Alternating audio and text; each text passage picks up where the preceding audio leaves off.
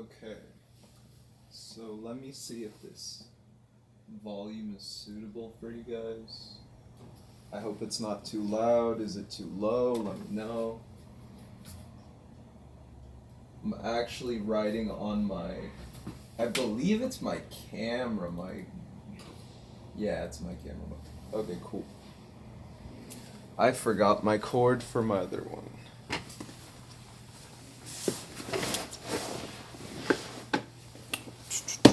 What's up, you guys? What's up, family? Okay, cool. So, let's get down to business. Let me know if this is,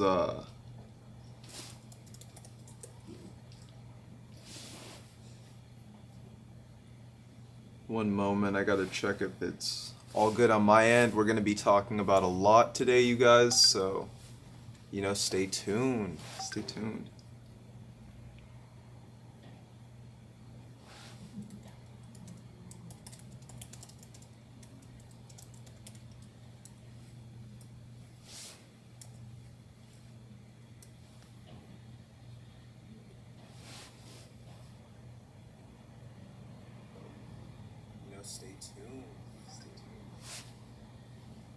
Okay, cool. Let's see who we got in the building. So actually, first off, before that, so the main focus of today is I want to actually give everybody the keys and the tools to understanding the occult nature of reality, right? In some way, today I heard I heard someone that you could consider a high-level person. Like when we see the CIA mind, let's go with the mind training programs. Like you see how people like they released certain documents to the public to show you that even people that are at higher levels of society, they view they view reality completely different. And when you think about it, that's the occult nature of reality.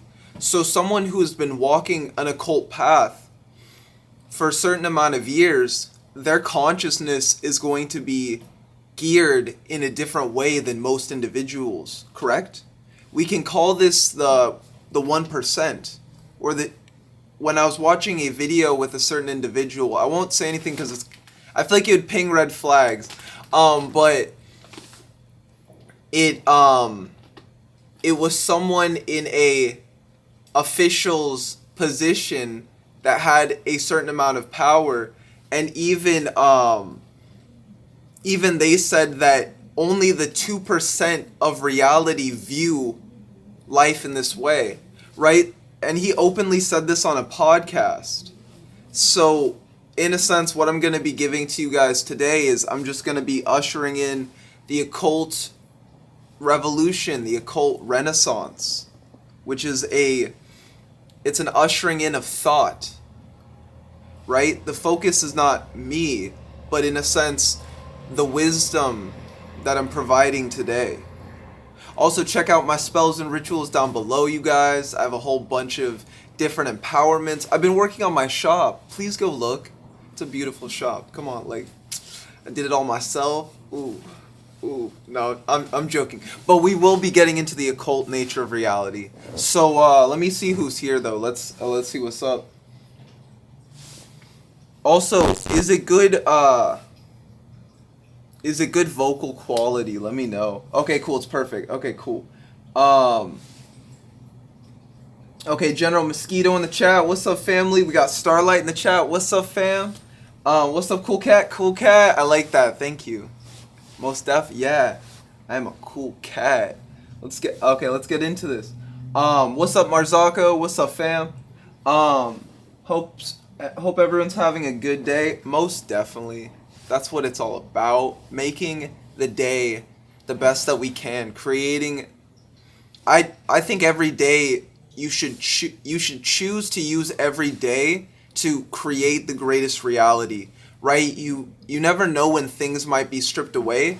So always, it's like life, right? Always be grateful for what you have and know that, you know, in the moments that you have them, never attach to anything or any moment and always be willing to release. But at that same time, the more that you allow yourself to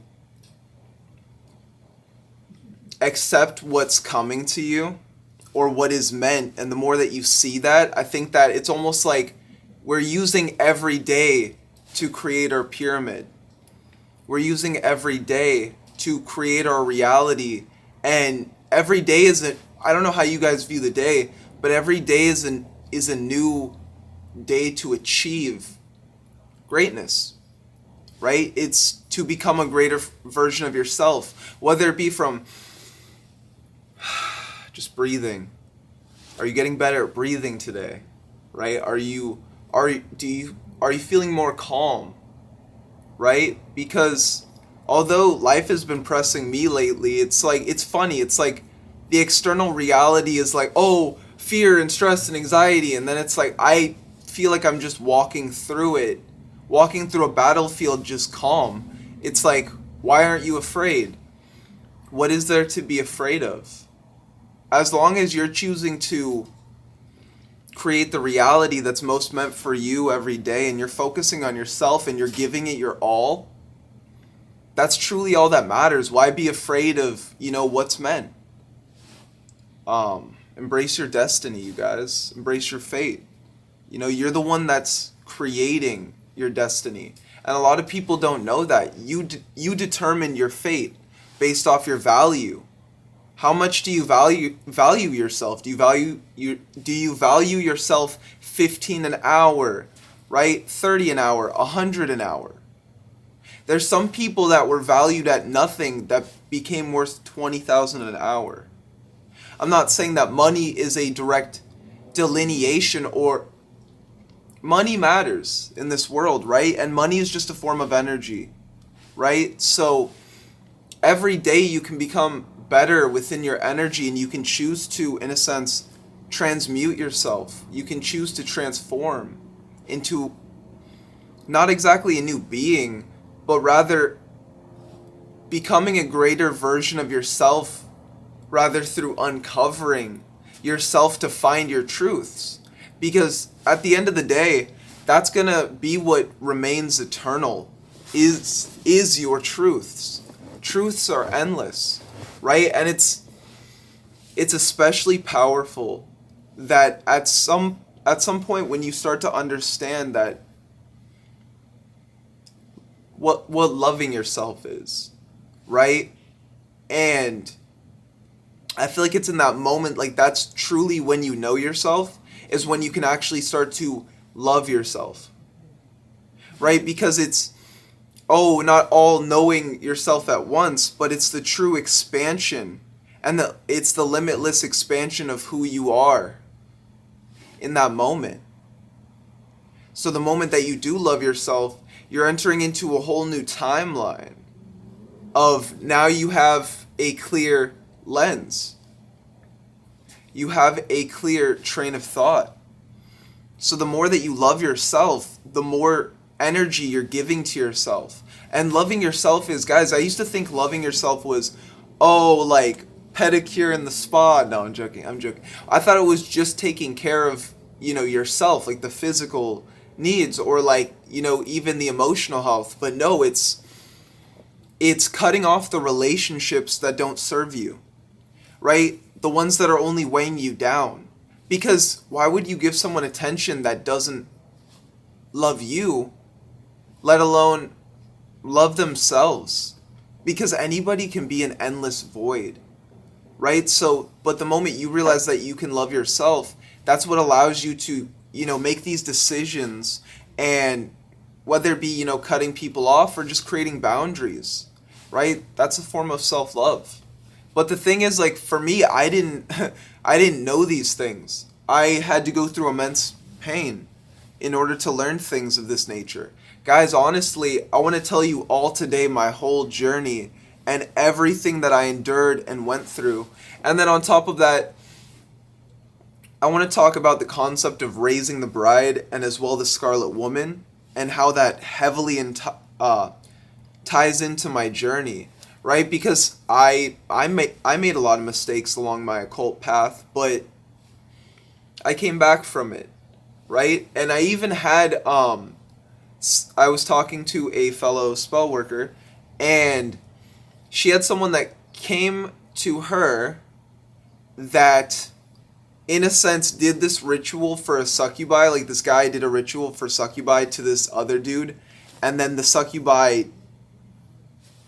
just stopped liking him. I don't know. I'm not like saying names or anything, but the person apparently became mentally ill after, like, after doing ritual for people and things. I don't know, just things of that nature. And when I heard this person telling me about this, I was like, wow. I was like, yo, the occult community be wildin', you guys. The occult community be wildin'. Because, yeah, even I made a lot of mistakes in the beginning of my journey when it came to, like, ritual and spell work. But the things I've heard from other people, it's like I always tried to make sure that I had a proper foundation, even meditating for like 20 minutes before meeting with people so that I got a good connection to what they needed, right? Don't always just buy random spells from people or just random spells in general because you feel you need the empowerment, unless it's a source attunement. I'm not trying to be like this or that. I got a source attunement down below, you guys, just throwing that out there. But there's a difference between just walking the Clefothic path, just walking the Sephirothic path, and just walking like source, understanding source, the divine creator. Because if you say work with the demons, but you're not like really adding source, you're not adding that, you could say Sephirothic light or celestial light, you're not gonna have the greatest time. Right? So I didn't know this. I had a good balance going into it, and I was a pretty pure being, a pretty pure soul. But when you are going through the underworld, this is what it's doing. It's testing you against yourself. It's testing you against your own purity, the nature of who you are. Will you succumb to the trials? Right? Will you fall to them? Right? That's the nature of the underworld. It's testing you. But at the same time, it's funny because it's actually not testing you, it's healing you. Right? Because we have so many faults that just to come into this game, we have to take on and accept so many illusions within ourselves.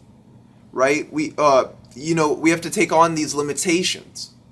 Right? In a sense, that's what the occult is trying to show us is, the opposite of that, the opposite of limitations, that no, you watching this, you are the source, that everything around you is the source. We are, in a sense, well, everything around you isn't, we are not the source. Oh, wow, okay, so as I say that though, the source is what created this realm, but this realm is not connected. My logical mind, oh my gosh, I'm just going to really just channel it. So when we look at the source, we could say source is infinite energy, source is the everything that is the all that created this realm, but because this realm expresses immense amount of duality within itself, it's that duality that is a limitation of the game. If you even notice, the more that you try to go against the resistance, or it's like the harder you try, the harder it is to just succeed. Not realizing that, we're living in an illusion or a game. So the more that you understand that the game is an illusion, what you thought was resistance, you can actually push through it. Right? So that's how malleable this reality is. It's just like with, was it the Matrix movies, or was it the what's that one dude, Azazel, the mutants. There's either the X-Men, either an X-Men. I think this was no, I think this was in the Matrix. Neo's talking to the kid's like bending the spoon with his mind. It's like, Neo, how did you, the kid, or Neo says to the kid like, oh, how are you bending the spoon? And the kid's like, there is no spoon. So it's like, how do you manifest? It's like there's no reality. It's like, so once you understand that, in a sense, reality is illusory or it's interactive, right? It's simulated, but your mind is what is creating it. So the moment that you can tap into the lens that is creating it, this is, as they say, once Shiva opened his third eye, once he opened his mind's eye, the whole universe was destroyed. It's just like anybody else that has a third eye, that has a mind's eye of sorts. Do you remember the first time that it opened? You might have actually felt it. I literally remember it just open, right? And it's more of a symbolism than an actual. It's an energy and an archetype and a symbolism. So it's something that we're connected to, right? And I remember the moment that it did open, my perception completely shifted. So, right, it's more of a perception shift. It's more of being able to see something, right? And the reason why Shiva destroyed his old reality was because it was an illusion. In order to embrace immense truth, you have to see through the illusions. You have to accept the illusions for what they are and then move on. Move to the next level. There's a lot of people that actually remain stagnant. They see themselves in stagnancy because they're not choosing to move on. They're not choosing to move forward.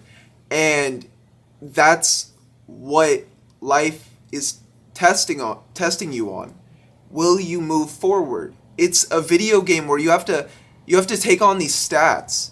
You have to become not this character, right? But this hero. Look at yourself as a hero along the journey, right? And as a hero that is along the journey, whether you be a hero or a heroine, is that a heroine of the journey, right? Along this journey, we have to take on stats. Am I correct? We have to become more than what we were, but we're not taking on illusions. We are becoming greater than what we were by destroying or dissolving the illusions. So this was the symbolism of opening the third eye. It was to understand that we are infinite in nature. We have to accept that the illusions do not exist. Accept there are no illusions. Accept there are no limitations. And the moment that you choose to accept that there's no limitations, that actually you're the one that's quantifying the variable, you're the one that's choosing the whole, the outcome, based off your perception, based off your thoughts, based off your frequency and your energy, by seeing the end of what you desire and choosing to live in that end, that is what is creating your reality. It's because you either do not know that you are creating and generating your own reality through your thoughts, actions, intentions, imaginations, visualizations, right? Or it's merely you're choosing to put life on autopilot and you're not choosing to take steer of the ship, a hold of the wheel. You have to take a hold of the wheel. You have to steer the ship and be the captain of your own vessel, the determiner of your own destiny. That's the only way that you'll ever understand who you're meant to be, right? Because if you're always letting someone else dictate your own fate with their, I think you should do this. I think this is better, right? What people say are merely opinions. And the more opinions that, you have, the more variables you can see from. But that's all they are at the end of the day, is mere opinions. Because the moment when you die, no one will remember you. Memento mori, amor fatio. Love your fate. Do this for yourself and no one else. But in that moment, in those moments where you choose to do it for yourself and you choose to love yourself, think of others in that same way. People think that it's selfish to love yourself, to think of yourself first. No, you must first think of yourself and be a cup that is filled and overflowing in order to help another being. The way that you do this is by services. The way that you do this is by bettering yourself and choosing to create a better outcome for yourself. This is your destiny. This is your fate. This is your path. By embracing what you're creating, then you remove the limitations. It's only when I thought that I wasn't doing this for any reason that I wasn't doing it. Like, why keep moving forward? You keep moving forward. Maybe you're in the place right now where you don't want to keep moving forward, right? Maybe you're somewhere. I remember when I was somewhere where I had nothing to live for, right? Yes, me, a handsome man that has everything. Good looks, intelligence, muscle, skill, everything. But at one point, I also felt depressed. I also felt that I had no self-worth. I had no, right, self-worth, Belial. I had no self-worth. I had no self-esteem. I had no love for myself. Now, it's because I didn't love myself. That's why I felt worthless, right? And it's even Belial as one of these demon kings, one of these figures, these essences, these energies, these archetypes that you can work with, that can help you to understand why you feel so worthless, right? And it even starts with just asking yourself, why do I feel so worthless? Why do I feel I could never love myself? And you might be saying, O'Shea, but I love myself. I don't feel worthless. The thing is, you can always ask yourself these things and see and gauge the response that comes from yourself, right? Like, maybe that came up. I don't feel worthless.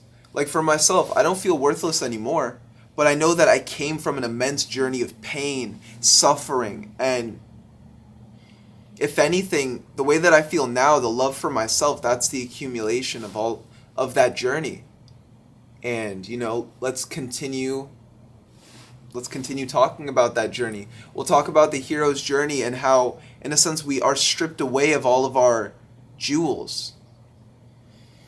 We're stripped away of all these things no longer serving us when we enter into the underworld, such as our mindsets, such as physical objects, such as places, environment, people, things.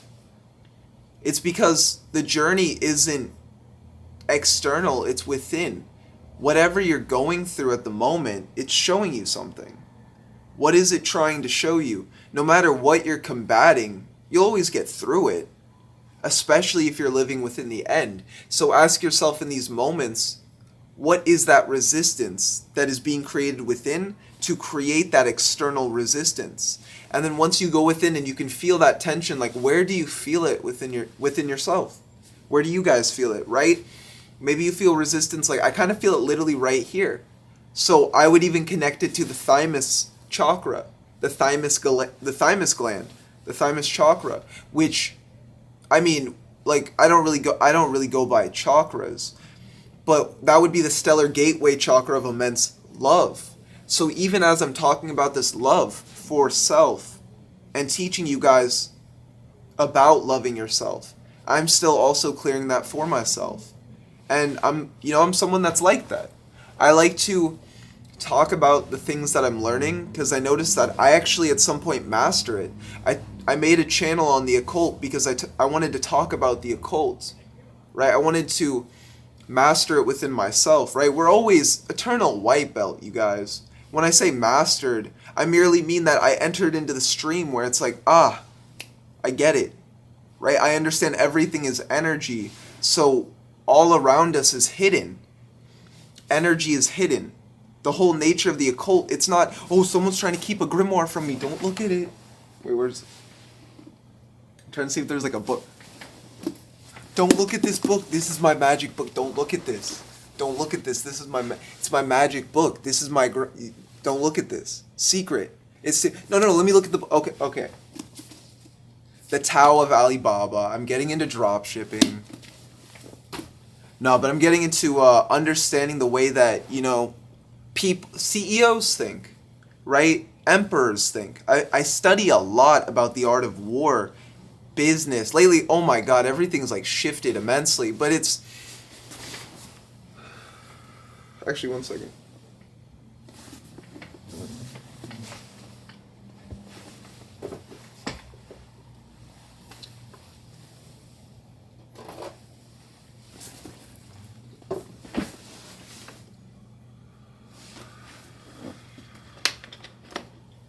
Guys, stay hydrated. Get some water. That's what I meant to say that. Get some water. Then we're gonna talk about how life intertwines with the occult, and in a sense, my journey, like my life, death, and rebirth of myself as the Phoenix, right? And I hope that my journey can at least serve a testament of my true will and me choosing to embrace my daemon and fulfill my magnum opus.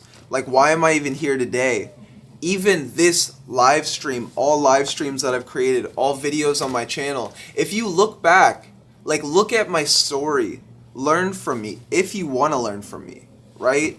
Learn if you choose to learn from me, or anyone's learning from this content, right? I've made mistakes, and in that, like, literally go back and look at the evolution of my journey. And in making those mistakes, I feel that I've learned immensely from that. So now I'm really trying to show you guys where I came from, and, you know, where I'm at now, and where I'm going, and where I feel the occult nature of reality is as well going. Because there's a lot of us watchers, right? I can call myself a devil prince, demon prince. Add me down below. I'm on Twitter, Devil Prince. What up? But truly talking about what matters in these coming times of, you know, society and reality, and how magic intertwines with that, because magic is all around us. Even AI is some form of magic, right? So the way that AI is now, that is source. That's an aspect of source expressing itself, showing us something within ourselves, right? Have you guys noticed everything has like 10x'd since AI came out? Everything is tripled. It's a million now. Reality overnight has changed. So when we start to fuse the occult with AI, or when we understand spirituality and technology and society as a whole, we can start to understand where reality's going. We can actually predict the future. So yeah, but stay hydrated.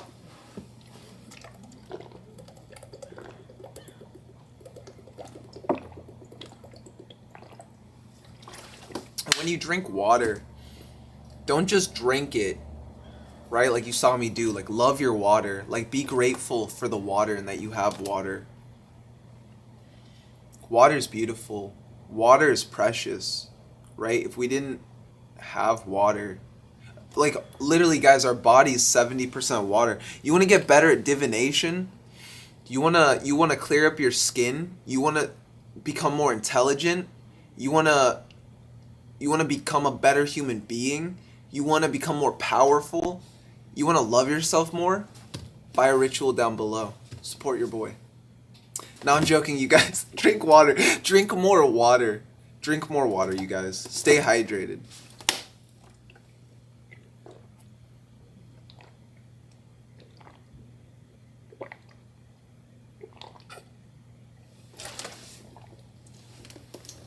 But just letting you guys know, I am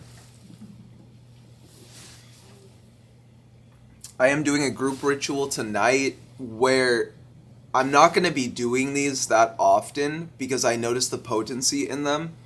But I have had clients come to me in the past with stuff like this, and I want to at least give it to people and provide it, like, have it be out there as I'm choosing to embrace my ascension. Because even doing things like this,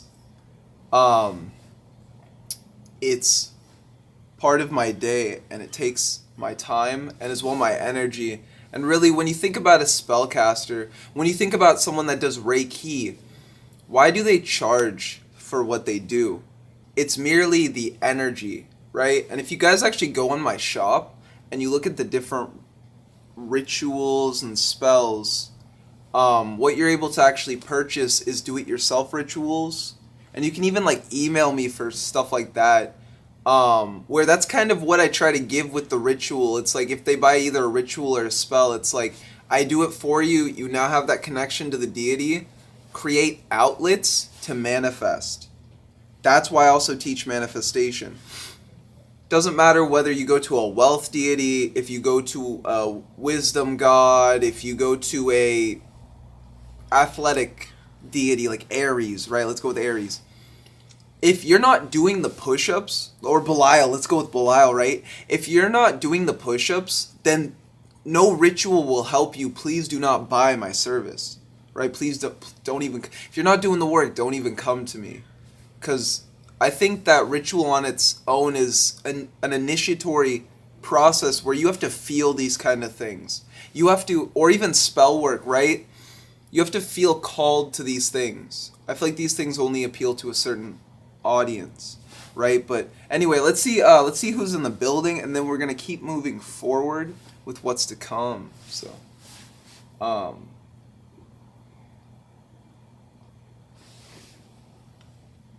okay, there's been a lot of message. Shinobi order get together. What's up, y'all? What's up, Super G? What's up, fam? That's dude, Shinobis. Yo, I be thinking about Naruto. Oh my gosh. Especially at MMA training, I be thinking about Naruto.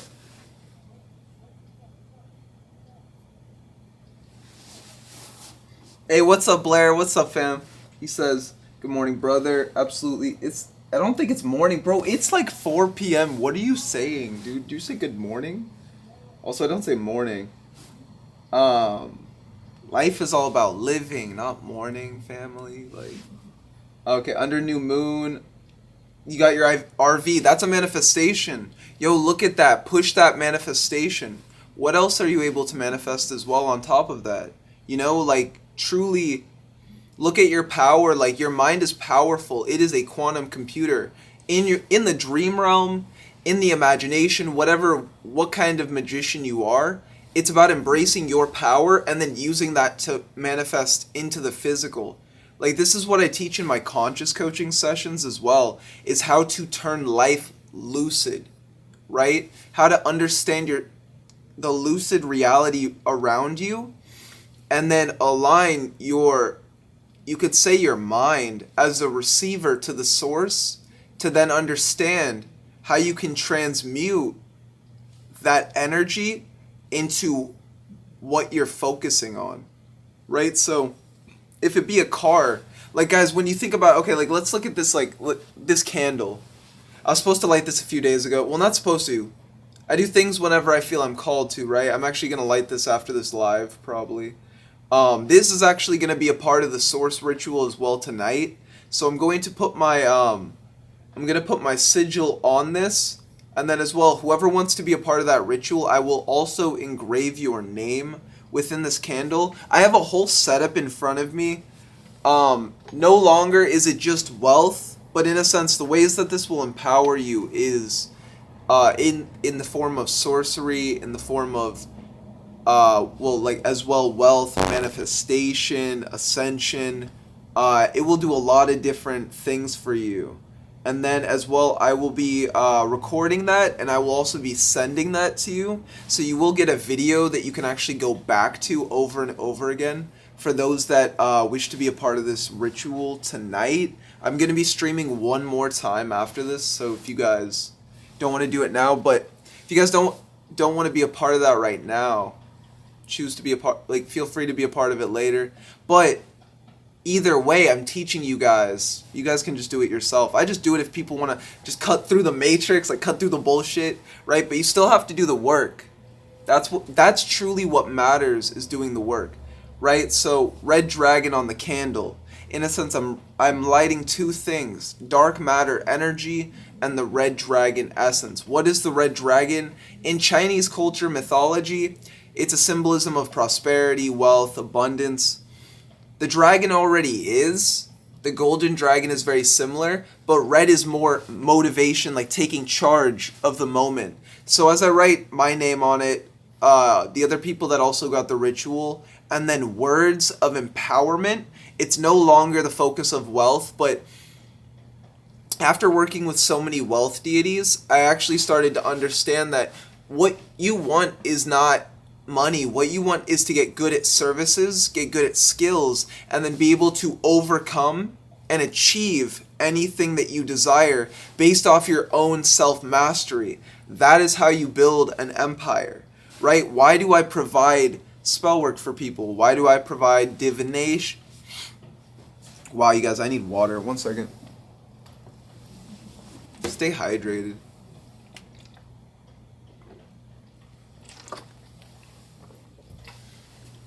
I provide these things because they're just skills I've acquired, right? You have these same skills in different ways. Hell, I even go to different diviners, different people that do readings, right? I really want to shout out Ina Witch. I went to her for a few different readings, right? She has like a soul grimoire reading. I really recommend you guys go check that out as well. She has a soul grimoire reading. What is it? She has DNA. It's like a DNA awakening. I also did that one.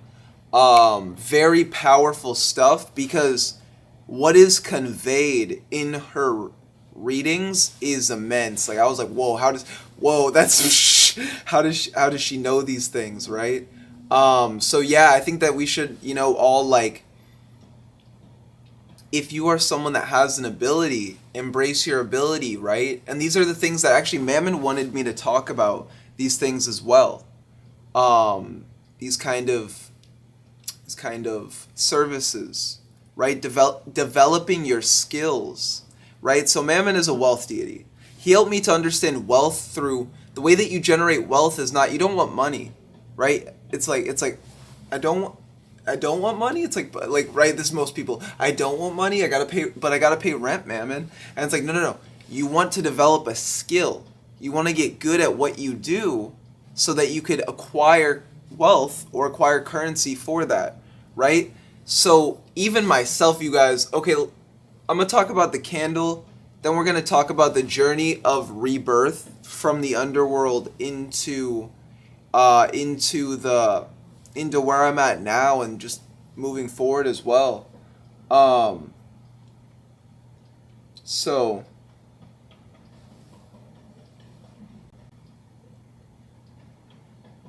what Raquel said is very powerful about salt. I started to understand that there's certain salts that are very, very powerful when you use them and when you keep them on your person, because of how purifying they are. So yeah, I feel what you said, fam. Yeah, certain salt will help you. You said Celtic salt. And then also, what's up? Wait. What's up, Red Moon? What's up, fam? Yo, we got the Red Dragon. We got the Red Moon. Shit's going down, right? What's up, Red Moon? Red Moon put keys. This is the beginning. I'm gonna read the beginning, then we'll get into the candle. Looking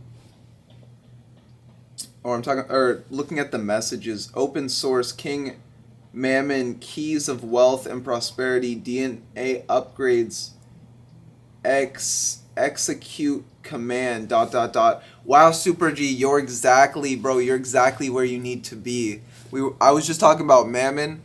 I didn't even see your comment till now. Mammon's heavily in the building, right? Empowering us. I've had also a few clients that also work heavily with, they came to me for Klonek, and then Mammon kind of just started to coming to them, and they're like, oh, you work with Mammon too? And then I'm like, oh yeah, Mammon oversees Klonek in a lot of ways, right? Like how the wealth deities coincide with it's weird how there's pocket dimensions, how you could even say that are bubbles within time and space, that these places are not affected by time and space because it's not exactly quite outside of time and space, right?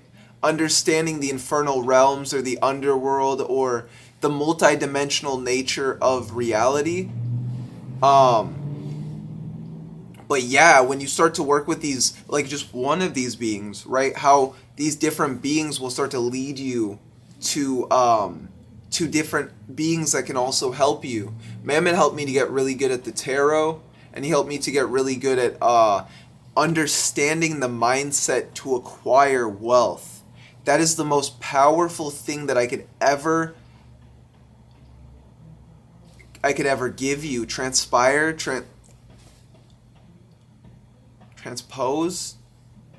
That's the most powerful thing I could ever give you right there, is understanding what you should do if you wish to acquire wealth is go within yourself, or go to a spirit like Klonek, go to a spirit like Mammon, right? And then just start to ask them how do I create a prosperous and abundant mindset? It could even be goddess Lakshmi, right? Go to a being of wealth and just start, or again, it could be yourself. Go within and then start to, embrace that prosperity, right? Embrace that prosperity within and know that you are a prosperous being, right? And even if you were to get a ritual, right? In a sense, all this would do is just remove the limitations from you building, prosperity for yourself. I can't like pick you up and make you create a service or a business, but I do recommend before anybody gets a spell like that or a ritual. Well, okay, if it's a ritual, try to have an outlet. If it's a spell, either have an outlet or be working on an outlet. And then a custom spell for myself would just empower you, right, even further. But also to do spell work, like guys, writing, like this is a copper pen. Even just investing in a little bit more, something like this, I'm writing with copper, right? It's a copper shell. It's not the whole thing is copper. But words are powerful when it comes to spell work. And this is why some people even come to me, because they're like, I really value the way that you say things or how whimsical you are in your speech, right? I'm also a rapper, a poet, and then on top of that also I do spell work. I'm an occultist, right? A ceremonial magician. But let's keep going. Okay, General Mosquito. Oh, that's what's up. Okay, General Mosquito said, Blair, I saw one of your lives. You've been putting in work. Shout out to Blair. Yo, Blair, guys, I've seen Blair grow immensely. Guys, he's been putting in work. Yo, shout out to Blair. Like, truly, that homie's been putting in work. It's not about where you're at now. It's about the journey of getting to where you're at, right? And that's what I've seen. I've seen a lot of people putting in the work since they've started this journey, and that's what I think it's about. We're all giving each other empowerment, right? From me starting my journey, who are some people that inspired me to make my channel? I think first off, I saw Indigo Priestess. So also I want to say a shout out to Indigo Priestess. I remember just going on YouTube, I started to watch her videos, and I was like, oh wow, you can connect to Lucifer? I was like, oh wow. I was like, okay. And I think like he was already calling me, but I didn't fully understand the journey, right? I didn't understand like, oh, like, do I do this, right? And this was like, guys, this was so long ago, like what, 5 years ago, like 6 years ago. This was right before I entered into the cliff off, like more consciously entered into the cliff off, right? So I just want to say a shout out to Indigo Priestess, because she's a source being, a guiding light, a torch for the community that has always been there, right? Good channels will always stand the test of time. And even though she had one channel like literally taken away from her, like I think she was at like 48,000 subscribers, right? And it's, something happened to her channel, right? Maybe she made a video on it. I won't talk about it. But the fact that she came back and she still chose to teach, she still chose to, express her wisdom. I just want to say, yo, shout out to Indigo Priestess. Shout out to Bianca. Like, thank you for all that you do. I wouldn't be here now. Like, my channel wouldn't be the same if there wasn't someone like that, guiding the way. I remember when I first got a consultation with her, yes, even I get consultations. I also get healing from other occultists, realizing their abilities. I feel like that's what, we should do. It's a community, it's a network, right? If I work with Belial, you're a brother. If you come against me, I'll smite you down though. Like, you know what I'm saying? Like right, but no, it's about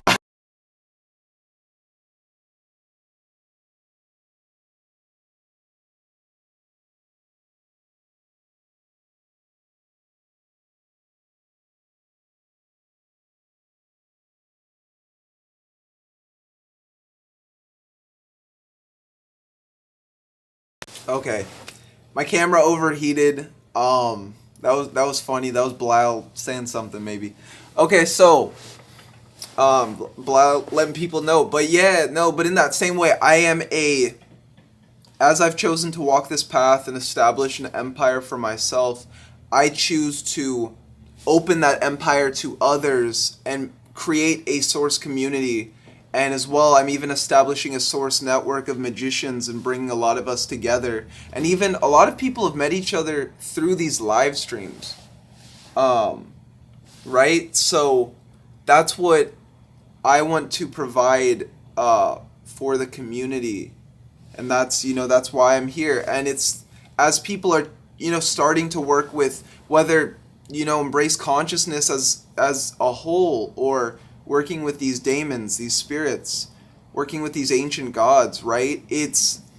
I want to be a torch bearer, right? That's why I work with Hecate so much, and I show you guys so much Hecate symbolism, because she told me to be there for the community. She told me to be there for people, I have my own services and things of that nature, but in general, that's why I started my channel even. Lucifer told me to start my channel. Lucifer, I mean, like, oh, they made you do it, they told you to, it's like, I did these things of my own volition, but when I get an influence from spirit, especially back then at the learning stages of my own development, right as I was going through the underworld and the beginning of my journey, right? It's that that pushed me to actually be here today teaching you guys, right? There's so many times where, I might have questioned the journey, or, should I teach this stuff, or should I express what I've been through, right? Even getting out of the cliff off, I'm like, oh wow, damn, I could just fucking dip out and not say anything, like, I'm good. Like, and but that's not the point. I feel like that's the old elite, right? The old elite are the ones that are, they don't teach it. They don't want to teach it. They don't want to show you the secrets, because, I mean, honestly, they truly don't know the secrets, right? The elite work with the tunnels of Set. Ooh, I work with, I'll drop you. Like, you know what I mean? Like, the elite work with the tunnels of Set, but when you walk the Cliffothic path, you become the tunnels of Set, right? So just as, like, there's a lot of different channels right now. We are rising as the new elite, as what Bobby Hemmett said, the cosmic elite, right? As much as people view occult as, secret societies and Illuminati and what else do people view it as? Like, you know what I mean? Like, all these, like, Illuminati. It's like, well, first off, these energies are ancient, way before those humans ever picked it up, right? Like, the energies of the tunnels of Set, the energies of the underworld, this is pre-time, right? This is like, the Dogons believed in this form of magic. That's why the Dogons were so heavy on dark matter energy. They believed that they could come in and out of existence. Or wait. In and out of existence, right? Back into existence, right? Teleportation, right? There's Native American tribes that will literally not lock, because it's not, they'll put their children in caves, they'll tell the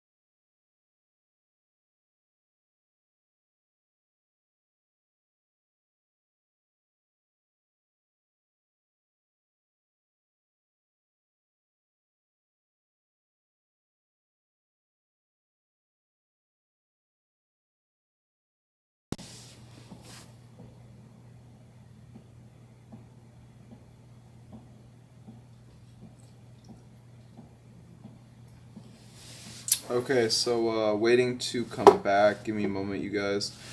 Let me know when I'm back. We back in business.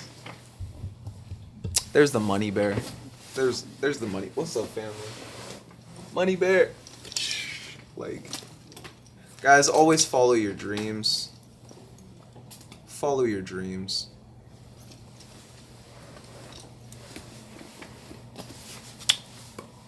Okay. So,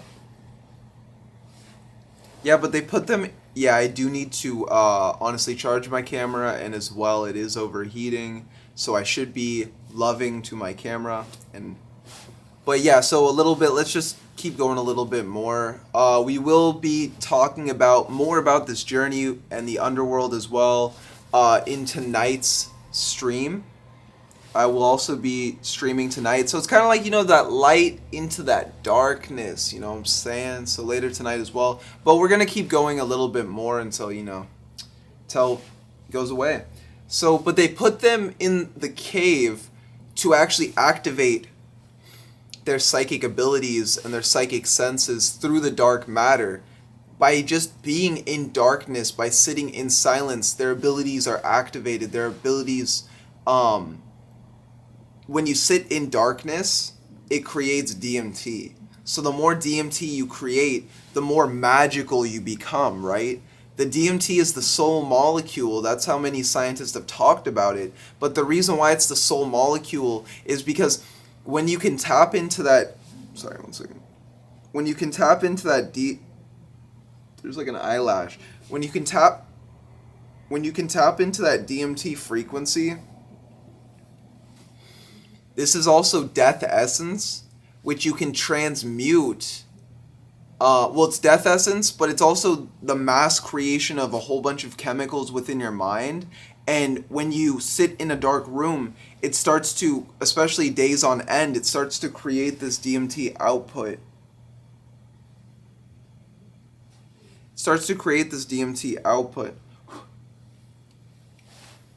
That that exceeds it's when we have DMT flowing through us, it actually starts to manipulate this reality because the soul is immense truth, but you live in an illusion. So the more truth that you actually take on, the more that you start to manipulate this reality. Let me give you an example on my tarot pouch.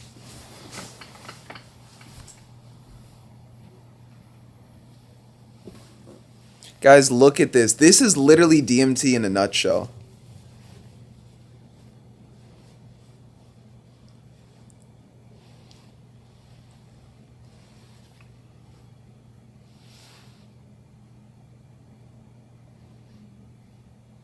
Look, we got like the Baphomet with the boobies.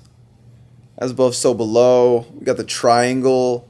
There's even like money. Wait, there's a money in this 8 ball to represent like gambling. Like life is a gamble for one. Banks also, like when you think about it, banks like worship this. This eye is on a bank.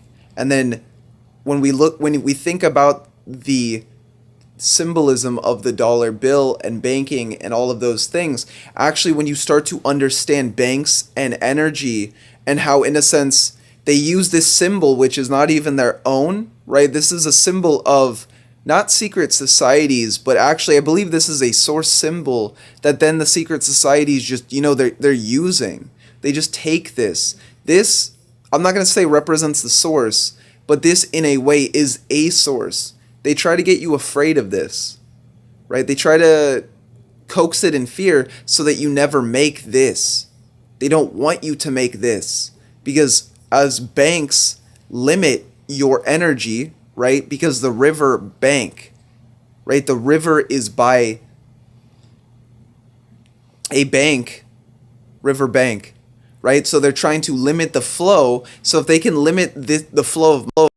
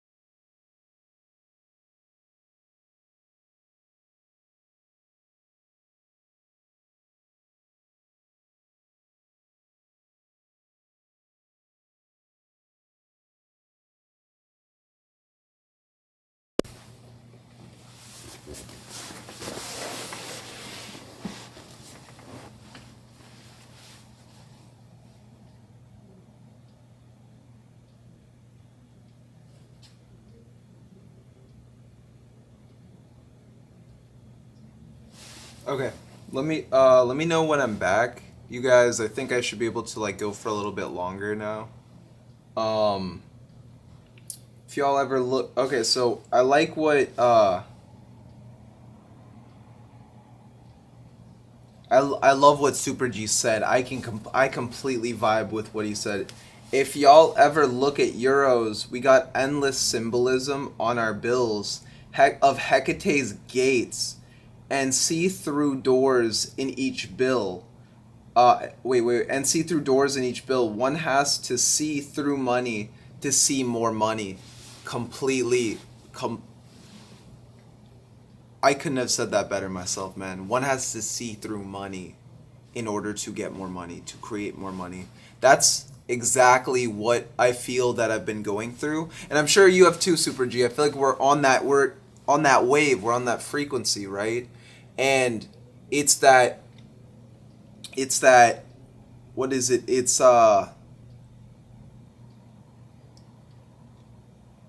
lately, I want to say the trial with money, it was to truly realize it was an illusion.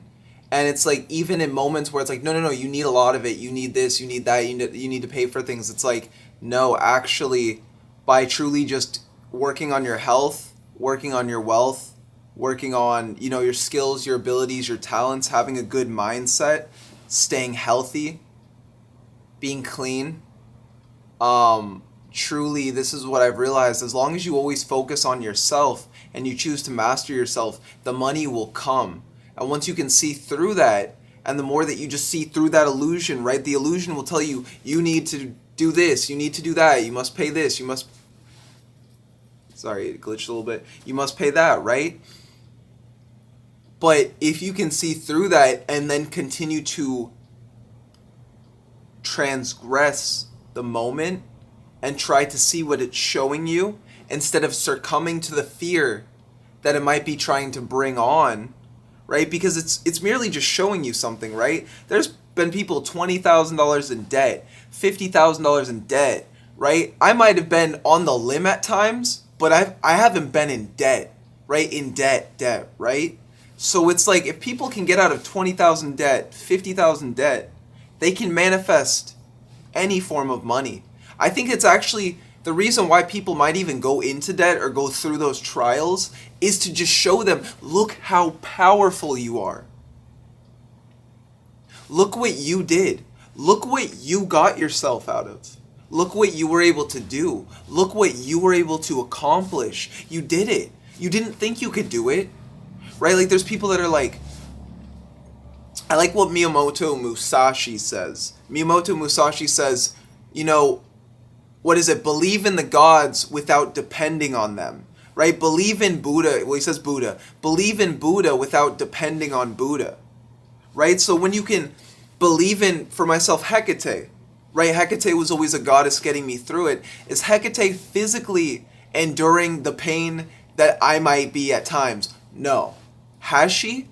Probably, right? She's probably been through more. Oh my gosh.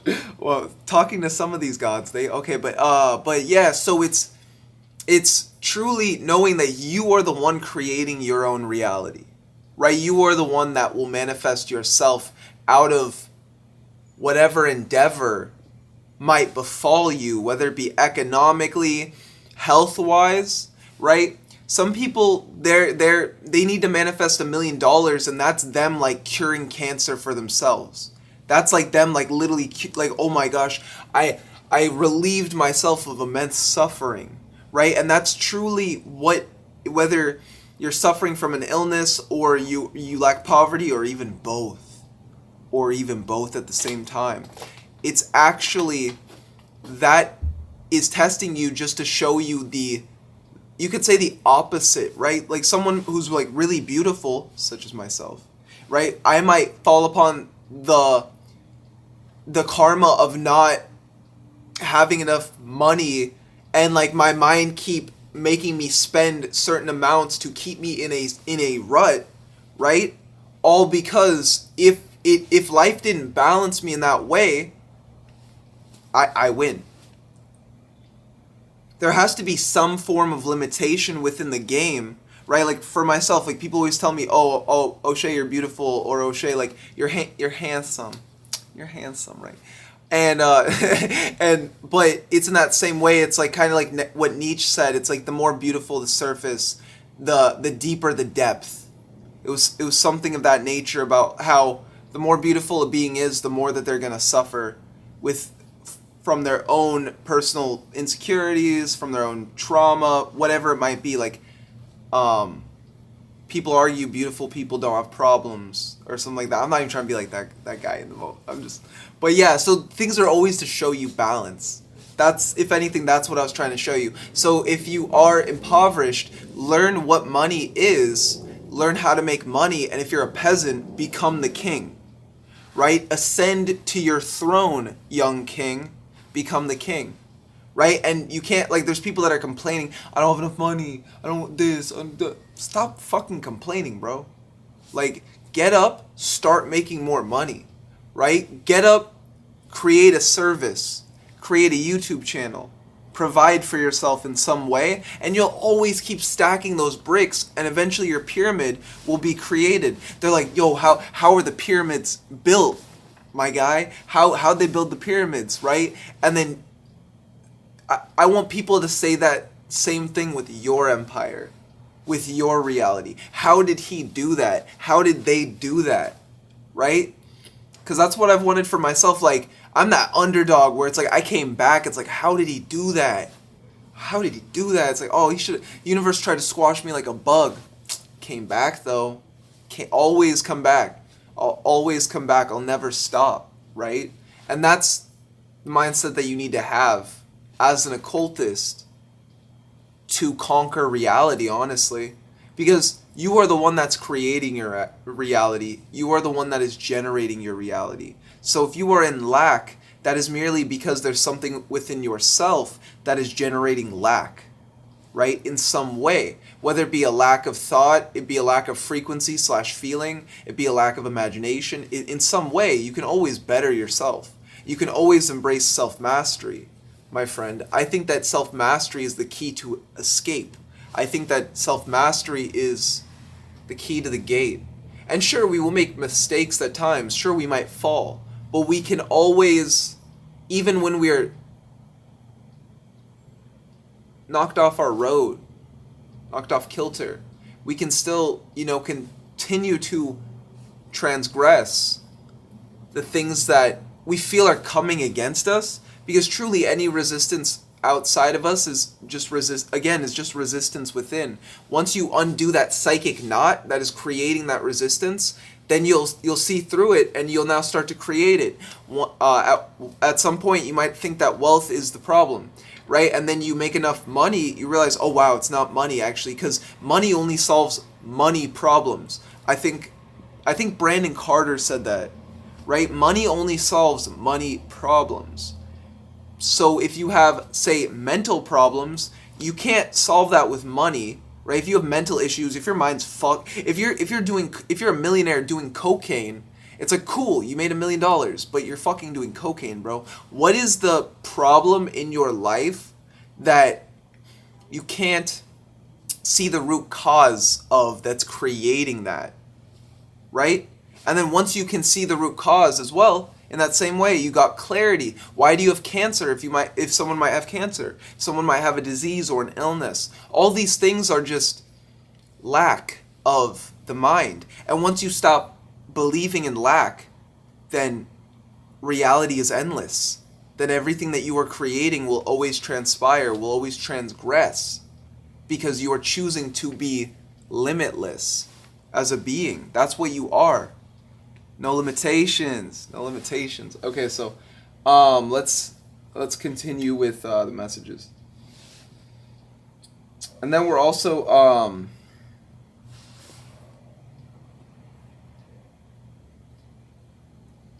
we'll talk about the underworld. Let's talk about my revival in the underworld, and how brutal and painful and all, like, I'm going to just be honest about that journey, because my transformation, even my mindset to understand wealth to the complexity in which I do now, I had to sacrifice so much ignorance. right? I had to sacrifice so much. I had to go through so many situations that taught me what money is. I had to be fucking slapped by wealth spirits to show me what true wealth is and understand, you know, things about money or things about just reality. Because it's not just about money, it's not just about wealth in the underworld. It's actually about, like, I mean, we could say the acquisition of power through healing, right? And then the more power that you possess and hold, the more rank that you hold within the underworld, the more powerful you'll be as a being. But see, a lot of people won't tell you that even to have immense power, you have to go through immense healing. A lot of people won't tell you this. So, you know, I am the emanation of working with 9 demonic gatekeepers, right? And then I worked with all 9 of them, made a pact with different ones. Then I made a pact with Satan.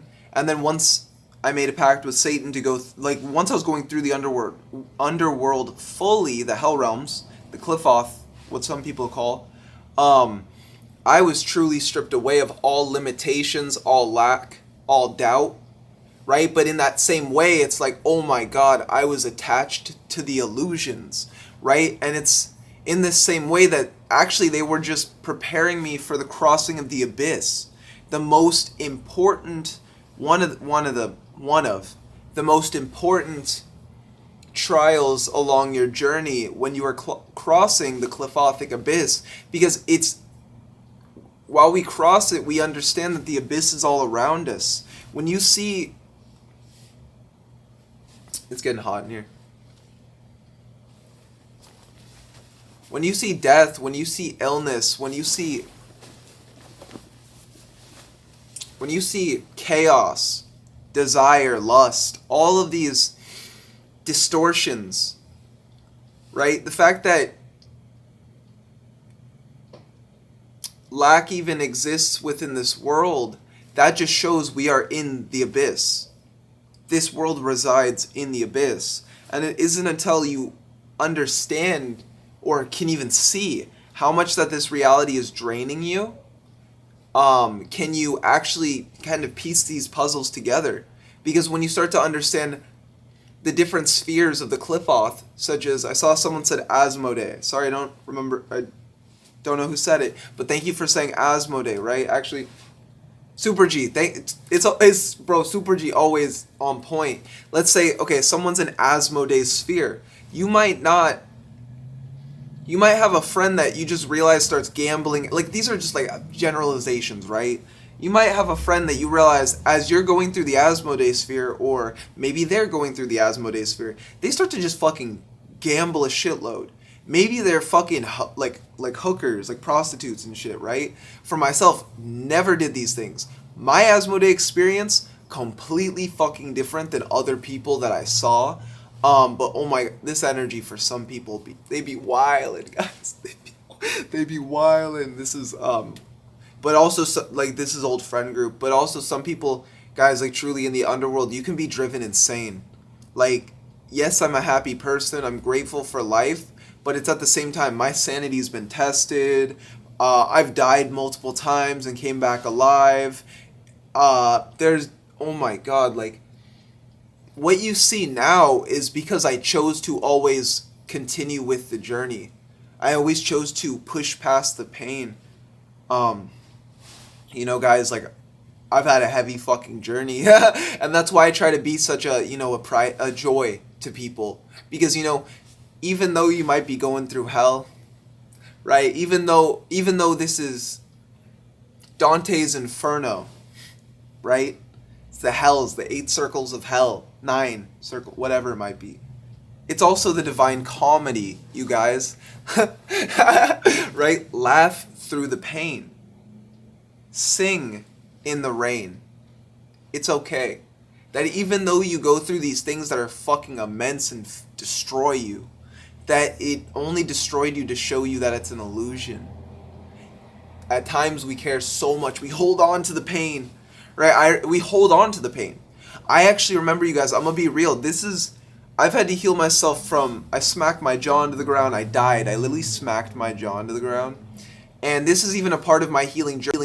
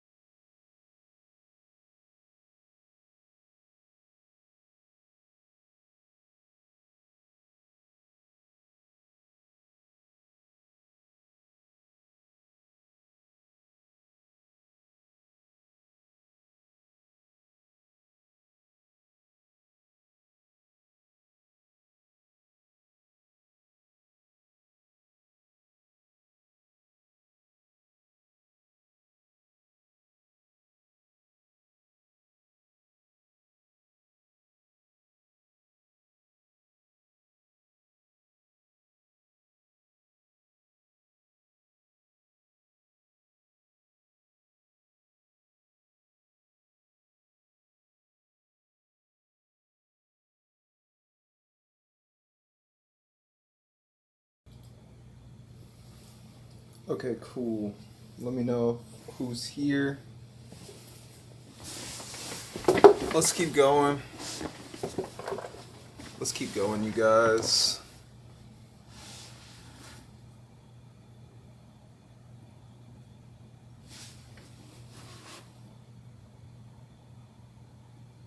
I don't think I see timestamps, so let me just know who's here.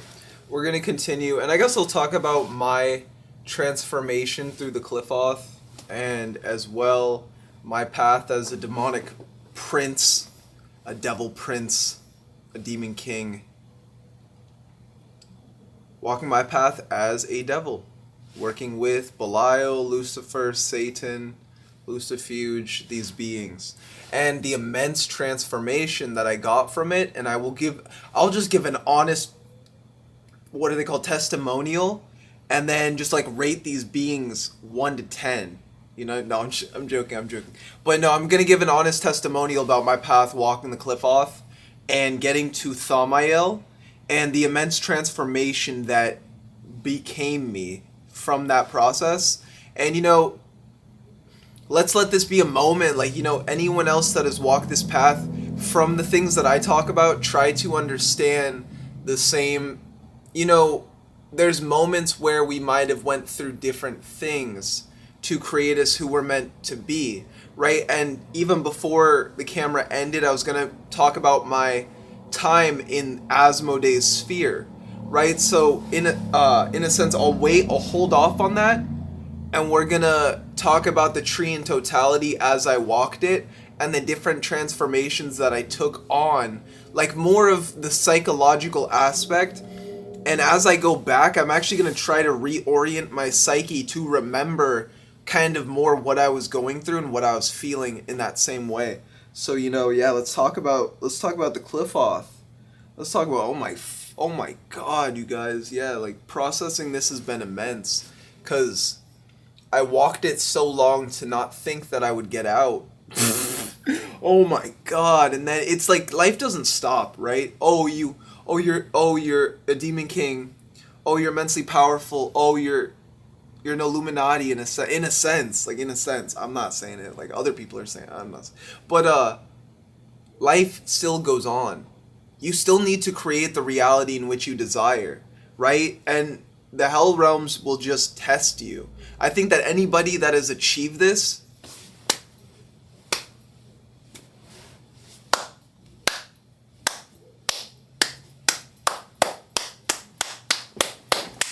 woo! Like, no joke though, this shit's fucking immense. It's not a joke. Like, okay, right? But because you can go insane in the Qliphoth. Literally, guys, the more that I understand, truly your mind's being tested. So if you're not ready for the tests, then it's like, don't come knocking at the doors.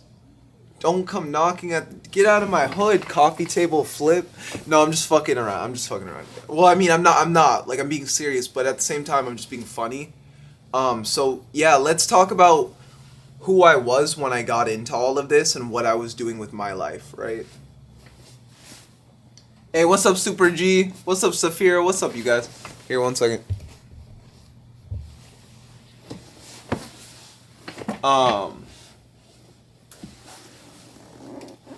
Got Hecate in the background, you know what I'm saying? Okay, cool. Support the feminine. Okay, so, hello. I got some work to do, and since he's on an intermission, I can handle the real quick. Ooh. Oh, that's what's up, Saphira. Oh, hey, I hope you're having a beautiful day. That's what's up. Oh, that's dope. Glad to see you here. Then we got Super G. Okay, so you guys are in the building. I don't know how many people are here, but let's talk about this. Okay, like these are actually things that I've really wanted to, like, I guess, express. When we are taking upon alchemical transmutations within ourselves, we have to understand that as much as we want to think that life evolves and the matrix of, like, the simulation evolves, like, we used to manifest a horse and buggy, now we manifest cars. And at some point, maybe we'll manifest hover cars. You know what I mean? So it's refractory in that nature, but it's also ancient. Magic is ancient. So this is an ancient initiatory system, and this is literally our soul that we are talking about. Right? This is our soul. This is our soul that we're talking about. So it's even in this sense, like, or when people have limitations, these limitations are just also different aspects of also, you could frame it as the Qliphoth, but you could also just say that limitations are, I guess you could say, the energies that we take on, creating the karma that tests us in the ways that is needed for our soul to experience something, right? Our soul comes down here for an experience. My experience might not be the same as everyone else's, right? So that's why I even talk about this path, is because I know that there's people that they've had the same experiences or very similar experiences when it comes to the Qliphoth. And I was someone, guys, okay, so I was someone that was born a demonologer by trade. I was already good at talking to spirits and demons as a kid, and I can remember this. I'm sure like some of you were as well. Some people are good at dreams. I was just more good at talking to the spirits. Now fast forward, that also made it hard when I went to school, because I was very receptive. I was very empathic, and I was very receptive to a lot of people's energies. So this is like 16 years old, right? And then this is actually when I met my first Scarlet Woman that I fell in love with. Or this was a woman that I fell in love with. Maybe she was in the Sephiroth. And then I met a woman with red hair, right? So in the same sense, I started to have interactions with this woman with red hair that were completely different, and it transcended the matrix. She actually started to hear my thoughts. I started to hear her thoughts. Boy, was this insane, right? To meet a girl, I was dating this one chick, and then to meet this other girl that can like literally hear my thoughts. Anybody else going through that? Anybody, right? You might be dating someone, and then you're also meeting other people, like a new interaction where it might be a very spiritual connection that actually, romantically might be meant. So I noticed that these endeavors already showed I was a ladies' man. Like, oh my, no, I'm joking. I'm fucking around. So the distortion though, I understand now when you're doing things of that nature, it's okay, but be honest with people. If you have multiple lovers, for anybody that truly is walking that path, a masculine or even a feminine, some females deserve that. Multiple men at their beck and call, the goddesses that they are, right? And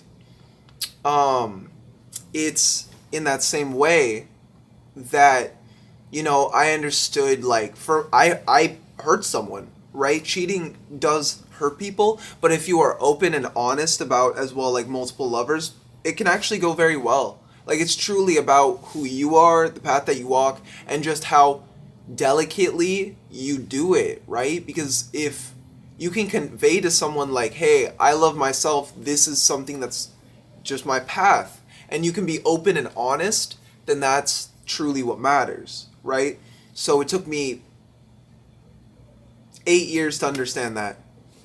There's some wisdom. It took me 8 years to understand that. So, and some broken hearts. Even my own heart breaking, right? But it's understanding, like, even these are variables that are a part of life that people don't really realize. And moments and situations that they're creating, right? Especially when people like getting into like demon magic, and then you're working with Asmodee, and you get this heavy lustful feeling that overcomes you, comes over you. That's what I meant, comes over you. And then it's about like understanding, like, that is an energy that you might be in your distortion as a masculine or even a feminine, right? Asmodee can come in as well to women, right? And that could be a distortion that if you are, say, dating someone and you just want to fuck, if you have to understand that trial and what it is. It's not like, I did it and I failed the trial. It's like, yes, but also you're just we're all learning from everything that we do. You never know what will lead anywhere until you do it, but at the same time also try to calculate or understand what you're doing and the people that are involved with anything that you do, whether it be lovers, business, friends, right? Even looking at how these energies affect, like, say, people around me. Not that many people, if they can't vibe with me, they can't be at my level, not like that, right? But if they can't understand source, then they will surely be sourced out of my reality, right? And that's, in a sense, because I've went through that inner healing within myself. So, but yeah, so back then, oh my god, like, guys, the emotions and being initiated in the cliff off, is immense. I gotta shout out Eli. I don't know, I forgot which. I shouted out his channel. If you go look at the community center, the Occult Cat community tab, right? Bring that up on YouTube. I shouted out Eli a while back because he made a new channel. Beautiful intro. It even has a phoenix. Beautiful intro. But he's someone that crossed the abyss at a young age, right? For me, I crossed the abyss probably around 24. So I at least had, like, my brain was almost becoming fully developed, right? But when you're crossing the abyss and you have all these emotions, like, I want to fuck all the time, like, right? Like, when you're a teenager, like, yeah, we kind of get out of that, like, this is why we enlighten ourselves, you guys, right? But, like, having a lot of emotion and going through the hell realms, it's hard to understand, all of these things that are bombarding you. And the fact that, he crossed the abyss, that homie got the Thaumael, that's fucking beautiful. That's beautiful, you guys. And it's like, I also want to shout out another friend, AJ. These two homies, I believe his YouTube's King Sayel. But Eli Aaron for the other one, I believe if you look up Eli Aaron, that might be his channel. Shout out to the homie. Thank you, Eli, for all that you did. He helped pull me out of the abyss, you guys. And that's even why I do what I do. It's like, I want to help others because I've been given these moments in reality, like a fucking blink of an eye. My whole life changed because I was given the right gnosis at the right time, by Hecate and Eli. And I thought that was really, I always look back, like, that homie, like, I don't even have words for how he helped me. So anybody else going through the abyss, know that you will get through this as long as, you choose to embrace the source within. Right? Know source, know who you are, know who you're meant to be and what you're meant to achieve.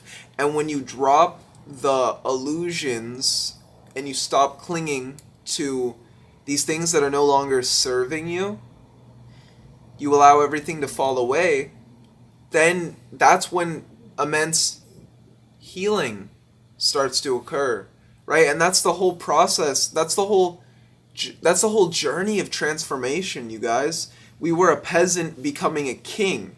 Before being the hero, or the magician, we were the, what are they called? We were the, oh my gosh.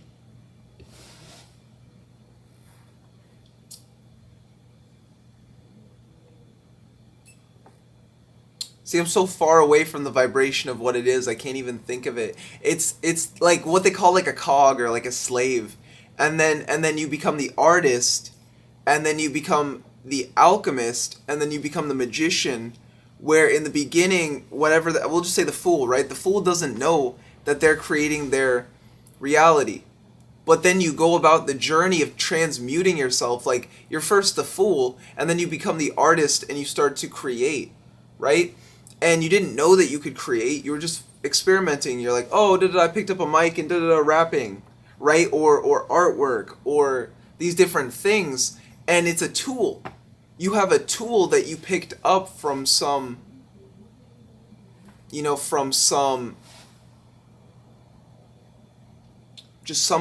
go with understanding. You were led to pick something up in the beginning of the journey, whether it be like words, you're writing is magic to some, artwork is magic to some, tarot is magic, right? Or just magic, spellwork, imagination, right? Things of this nature, and you started to experiment, and then you became the artist, right? And then from becoming the artist, you then became the alchemist. The artist is the one that creates from the things around them, right? They just start to do things. Maybe they see something, they just start to draw. The alchemist is then transmuting what's within their mind and what is around them to then see the bigger picture of then becoming the magician, right? And it's once they become the magician, they're fully pulling things from their own mind and understanding what they're creating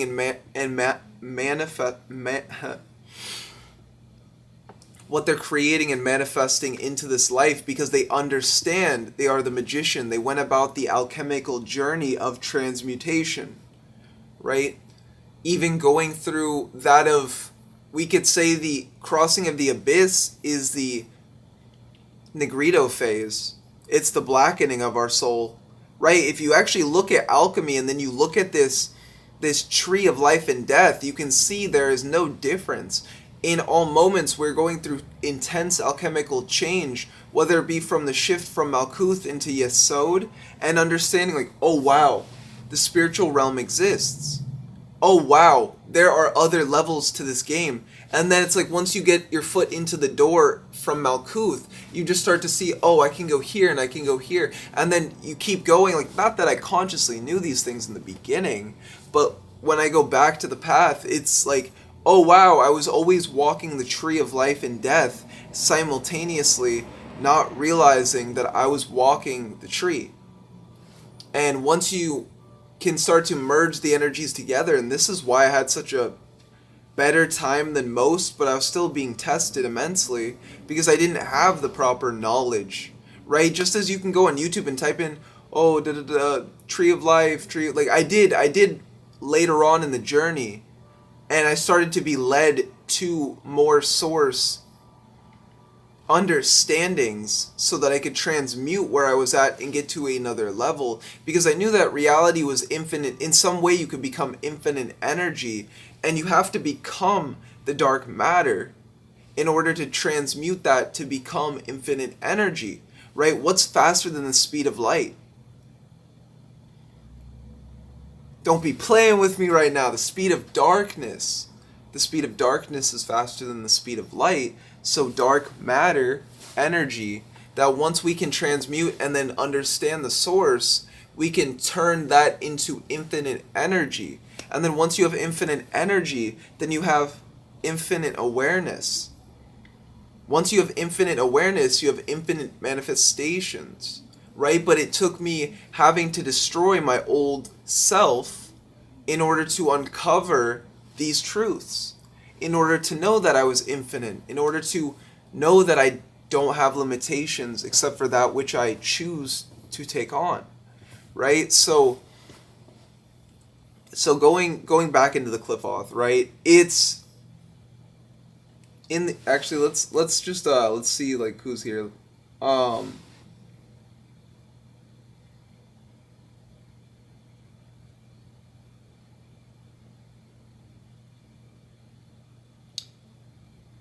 Okay, I was very Cliff-Oth when I was in high school. I probably won't go in detail once I create videos for YouTube. For me, it was nightmares. And this is Marzocco. What's up, fam? I would always cover myself every night until I realized I cursed myself through blasphemy. Yeah, I mean, you're supposed to, like, through the Cliff-Oth, blasphemize this world, and you realize you gain power. That's what vampirism is. Right? That's what the dark arts is, you know what I mean? Psychic alchemy. Transmuting or being able to pull energies. Yeah, but if you are blasphemizing yourself, like, yeah, we do it in so many different ways, and we don't even know, right? Like, even the use of our words. Words are spells, everybody. And when you don't look at words as spells, what you are telling yourself, like, oh, I can't achieve this, I can't do this, like, what is in your mind telling you that you can't do this, that you can't achieve this? Go and do it. Just go and do it, right? And it's, in a sense, those thoughts that we create that are being that also continue to generate that and create it into our reality. So once we can release those thoughts and we can actually take on high, like you could say high, like we kind of like as Einstein said, right? In order to solve the problem that you're at, you have to, like he said something about thinking from a higher perspective or a higher frequency. And then once we can think from the higher frequency, we can just release that train of thought, and then we no longer think it. If you allow yourself to go back to that negative polarity of negative thought, depression, then you will be depressed. But you can also start to generate positive thoughts to shift yourself to the opposite spectrum of the board, right? So if I want to be happy, I just think positive thoughts. But once I try to think positive thoughts, my mind is actually might create some cognitive dissonance. It might try to fight back, and then it's more the ego asking, what? It's more the ego asking, what is limiting you from what you're trying to achieve or get to? And maybe a negative feeling might come up as you're trying to get to this positive insight, this more positive belief. And then if you can face what you feel, like if you can, maybe it's fear, maybe it's pain, maybe it's loathing, maybe it's loneliness, maybe it's hurt, maybe it's pain, I don't know, whatever it might be, if you can choose to feel through that, and even though it might be painful, if you can choose to feel through that, you'll actually see what was limiting you. It was this emotion. It was this emotion. Whatever, insert emotion here, whatever emotion it might be, and once you can release that emotion, it's no longer limiting you. So then once you release enough emotions, then you can actually start to get to the more positive emotions. So don't be a love and lighter. Don't positive and must be butterflies and rainbows and frills and giggles. It's like, no, life can be fucking hell sometimes. But it's understanding that in that hell, what is this showing me? And then once you can understand what it's showing you, then it's about liberating yourself, transmuting that pain through getting to the higher perspective or the higher vibration. You can't get to the higher perspective or vibration without going through it. So that's why once you understand it, you'll never go back. You'll never go back. You can never go back to depression once you overcome it. What people are getting wrong about this, about depression, about anxiety, about illness, about disease, about money, about everything, is that once you conquer that limitation, you don't have to go back. So say you have 10 limitations. If you try to at least conquer one limitation a day, that's all it takes, one limitation. What are you afraid of? I'm afraid of, let's be funny, I'm afraid of cliffs. Okay, go parachute, go bungee jumping, go jump off a safe cliff into water that you know is safe. You've now conquered that fear. Keep doing it until you just start to laugh every time you jump off that cliff into the water. You know you're safe. If that's a fear, what is the fear? Once you conquer that fear, you are endless in nature. Once you conquer the fear, you are endless in nature, but you first have to conquer the fear. I believe in the 1% rule a day.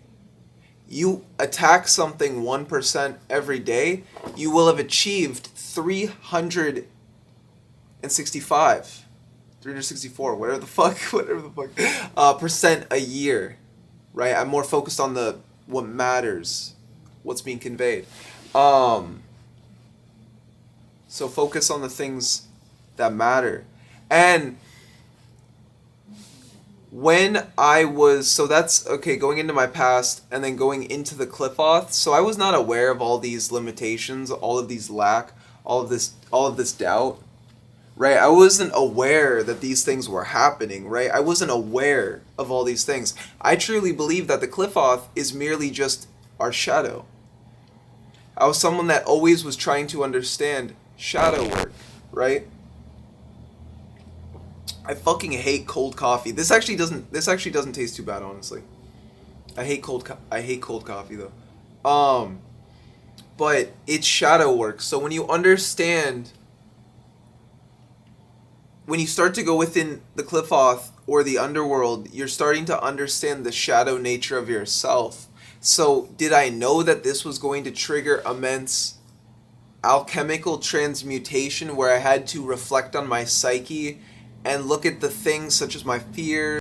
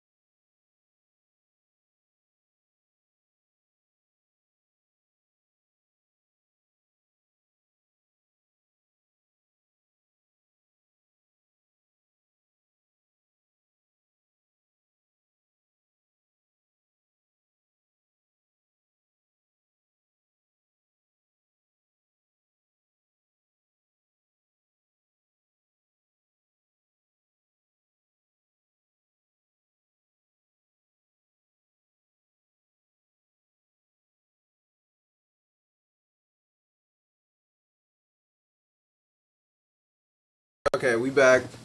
We back. Let's see who's here. I also had it was a perfect intermission for a moment. I will be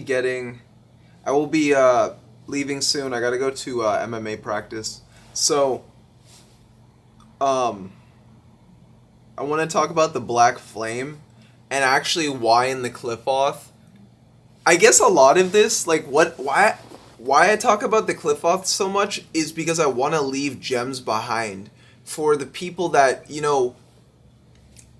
one, I'm really trying to magnetize and attract the right audience, and two, I want the right people to actually get this gnosis.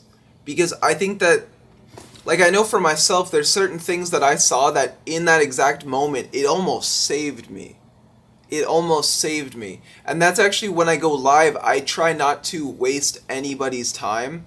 And I try to talk about my experiences as well as how I think I would have maybe done it different. And then I really try to bring this gnosis. I know that every video I create is a part of my magnum opus, and I think heavily a part of my true will is to express and get this stuff out there. So we will be talking about the Black Flame in just a moment, you guys.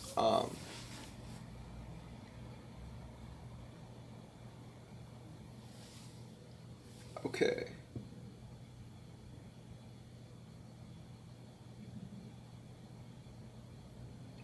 What's up, Raquel? What's up, Safira? What's up, Jessica? What's up, Devin? What's up, Devin McLean? What's up, fam? Um, Not sure if you were here earlier, but yeah. So like anybody working with Azazel, if you guys want some, or you know, Azazel or Satan. So the way that I see Satan is the black flame. So Satan's, it's weird how to this matrix and this game and this train of thought, truth actually manipulates this reality. So when I tell people truth, or what I perceive truth to be, some people will be like, I completely vibe with that, right? And that's how I know it's an audience, because they're receptive to the message, right? But then someone might be like, oh, but that's not truth. This is insert truth. This is the way, right? And it might, let's say with like, I don't know, people, Christians, it's like, oh, why would you work with Satan? It's like, Jesus is the way. It's like, but did you know like Shiva exists? It's like, but Jesus is the way. It's like, by all means, you sound fucking insane, dude. It's like, but right, so when we're walking that of the left-hand path, we're choosing to liberate ourselves. So we cannot think the same as a mundane being, as a mundane creature, as a muggle, as a neophyte, an unlearned, right? We have to actually think with a magical mindset. And that's even why, for those that work with, Mammon was in the chat earlier, Azazel, Belial, Lucifer, whatever being you work with, maybe even me, maybe I'm your patron. But that's not what matters. What matters is whatever being you work with. It's that being that will be the conduit, that will be your liberation in some way. I had to work with Satan, I had to work with his, or Shaitan, Iblis, whatever you call Satan, right? Setuk, Set. Yeah, I had to work with Satan, and that was my main emissary, my main transgressor. And then from Satan, Azazel was like his left-hand man. And then as I started to work with these devils, more and more, it's like reality started to shift me to understanding the Qliphoth as a perception of our reality. It's not even, you don't study the Qliphoth, you study it to better understand it, but it's all an experience. So if you're someone that's already understanding the hell realms, if you're someone that is already walking this path, this draconic path, when you empower yourself with vampirism and the black flame, the reason why you're doing it is, I mean, when I got into it originally, it was like literally, I was just a fucking rebellious kid, right? It's like you give a child a fucking god tool. It's like giving a kid a gun. They're gonna fucking shoot themselves, or, you know what I mean? It's like doing that, right? It's like doing that. I kind of did that. I shot myself in the foot. I got something, I've talked on my channel multiple times, vampiric bounce back. Right, so I went through a time of vampiric bounce back. This is when you're a vampire that's not feeding. So I was initiated into the Qliphoth. I was given alchemies of transmutation, such as a black flame, which I will go into that in a minute.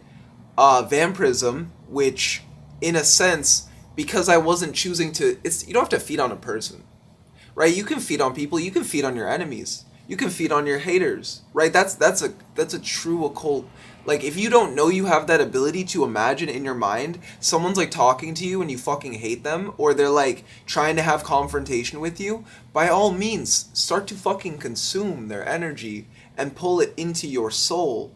And then don't even tell them that you're doing this, right? But then at the same time, this will also, like, there's positives and negatives to vampirism, right? So because I wasn't pulling in the energy of my haters, the energy of people not like helping me, right? Like people only weighing me down, when I was listening to every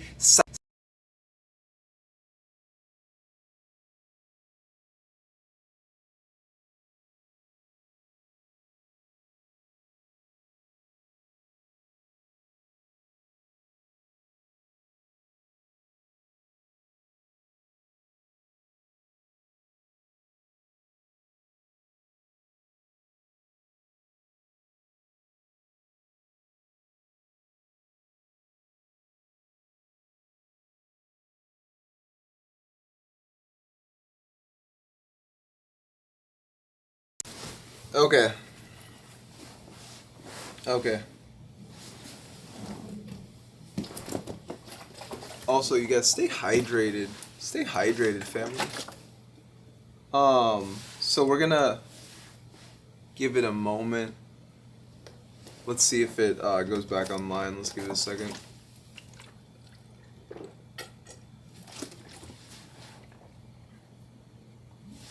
Okay,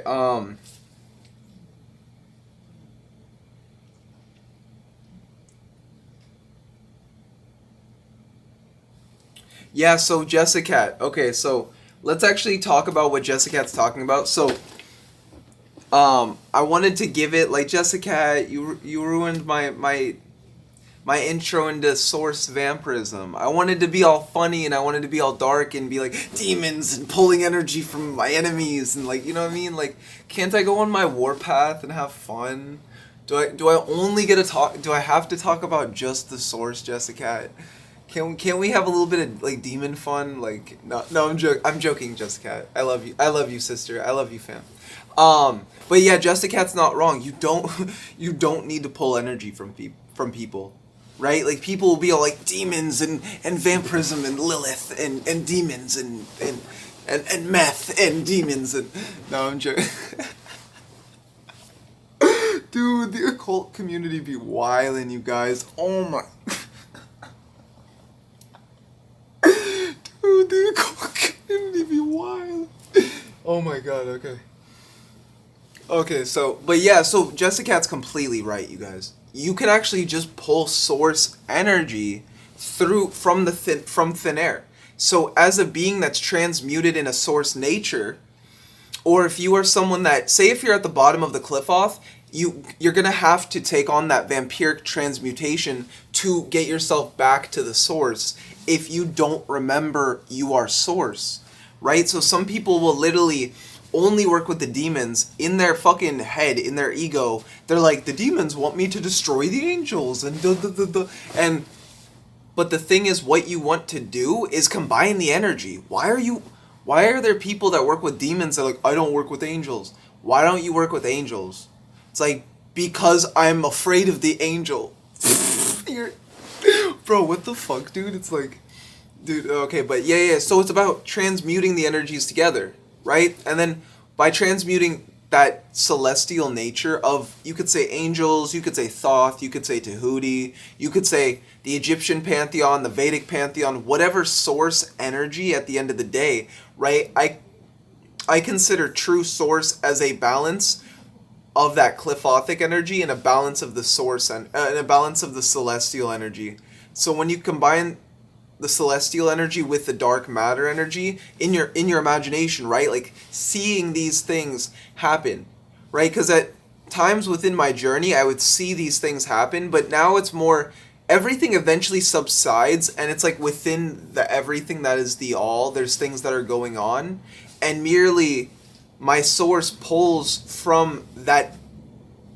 You could say the source being a receiver of source, just like the brain is a receiver.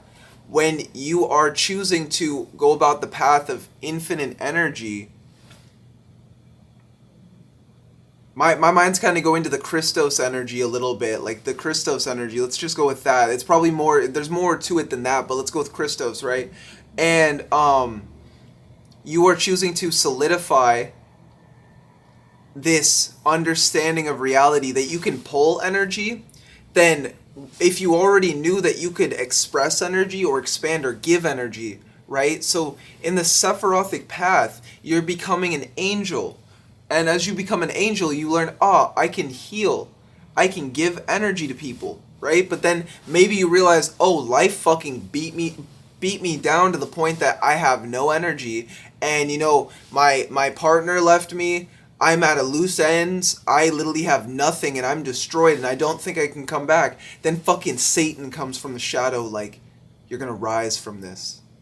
You're always gonna rise from this. You are the strongest thing in existence, right? And then you take his words to heart and you're like, wow, how will I rise? And then he starts to teach you like, yeah. So this is vampirism.